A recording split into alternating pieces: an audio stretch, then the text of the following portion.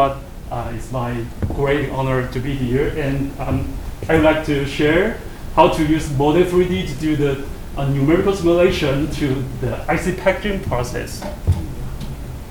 In this slide, you can see many important names on here, and the IC packaging is around here. It's the end of fabrication and the assembly and test. From the IC design to the front end, about the schematic design, to the layout, to the for the back end and the fabrication, and there are very many famous software to deal with all the process. And for IC packaging, I think many of you here know that Model 3D is an expert for the polymer material and polymer manufacturing. Therefore, we play a very special role here to do the IC packaging simulation. The numerical simulation can help people to predict the void when the feeding process, and the warpage and the shrinkage when the phase transition and the cooling process, as well as the reliability, especially the thermal cycle fatigue. The numerical simulation can help people to do that. For conventional IC packaging process, like transfer molding, mostly using the transfer, the strip level packaging, we can see the molding compound, the pillar shape inside the plunger. We compress and melt them and inject into the mold. This is the so-called transfer molding.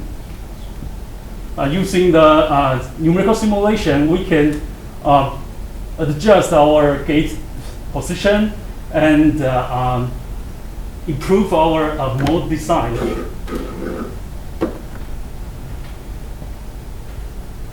We can also predict the void and to change our vent location, and try to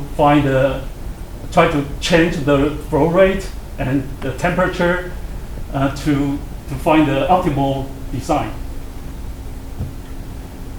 In the meantime, we can also do the computation of fluid and structure interaction to predict the copper and gold wire deformation, and to prevent the wire crossover and contact.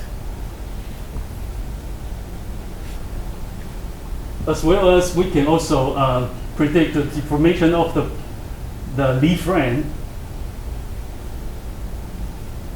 Another conventional IC packaging process, mostly we are using it, but we are using it at the wafer level or panel level process.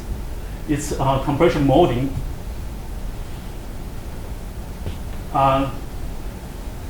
Like here, there is a very large wafer, and we mount several chips on the wafer. Then we put the powder or liquid molding compound on it, and move the moving mold to compress it. And this is the so-called compression molding. Using the numerical simulation, we can predict the potential void location to avoid it, and we can also got all of the physical variable by the result, like pressure, temperature, shear stress, the conversion, and the warpage. By the FSI computation, we can also predict the displacement of the die, because when the compression molding, process, the shear stress is very large for this field. And we can also compare the shear stress and the bonding strength at different temperature and different time to make sure the bonding strength is enough to against the shear stress. About the advanced packaging process, mostly they are under field type process. Currently, the people use the chiplet design is very popular, and people would like to put multiple chips on the same package, and the gap under the chip is very small. Therefore, we need to use the underfield to encapsulate the gap. This kind of process, like capillary underfield, dotting and potting, are this kind of process. And these are the Gaussian equations. The very important part is about the conversion balance. And the capillary underfield the flow field are driven by the surface tension. Therefore, we need to do the very accurate measurement of the surface tension and contact angle, especially the different geometry. We need to get all the data to meet our different models. Here we can see we can solve the very high resolution free surface shape to get the accurate surface tension.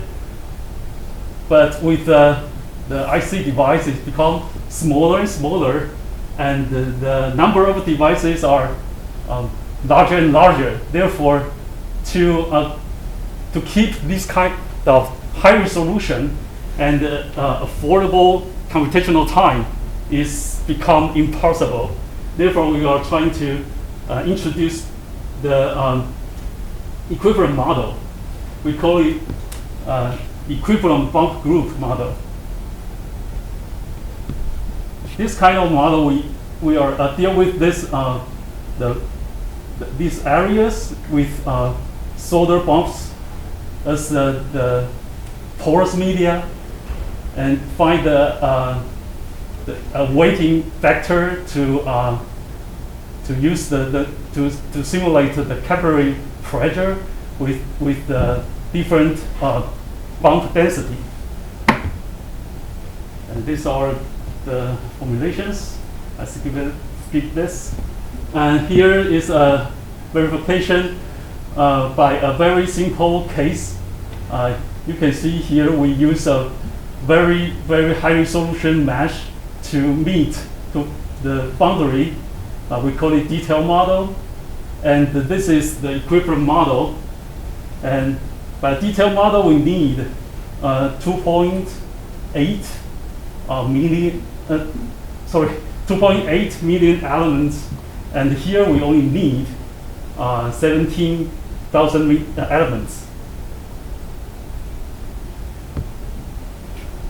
By the comparison of the experience data and detail model and the equivalent model, you can see we have very good agreement of them. And this is another application. We complete this test with a couple cooperation units. Here we use a glass die to try to do the experiment. And this is the dispensing path. This is first pass, second pass, third pass, fourth pass, and the fifth and sixth. Each pass we use 70 seconds for the duration. And this is cross-section, and this is the comparison of the reality and our simulation. And you can see the 70 seconds may be too long. We don't need this long duration, actually. By the simulation result, we can also find the conclusion like that. And after we compare the different passes and the reality, we can find that if we are doing this simulation, we can find we need only 35 seconds for duration of the first pass, and after all the whole process, we can save around 50% of the duration of the cycle time. Since I have only 10 minutes to this speech, so allow me to end here. Thank you very much.